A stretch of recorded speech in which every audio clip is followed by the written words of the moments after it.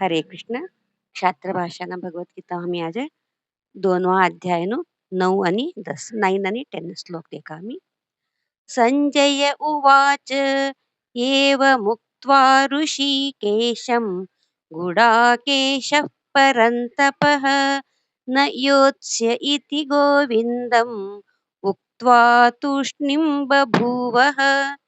संजय बोलेलो, हे महाराज, अंतर्यामी भगवानने निद्रा विजेता अर्जुन ए प्रकार बोलिकन पुनः भगवंतने हव युद्ध करान ना कैकन बोलच. तमुवाच ऋषिकेशः प्रहसन्निव भारत सेनयोरुभयोर्मध्ये विषीदन्तमिदं वचः. अंतर्यामी भगवान हसीले तो दोन्ही सैन्यांना मध्यभागम शोकमग्न असेला अर्जुनने ए प्रकार बोलच.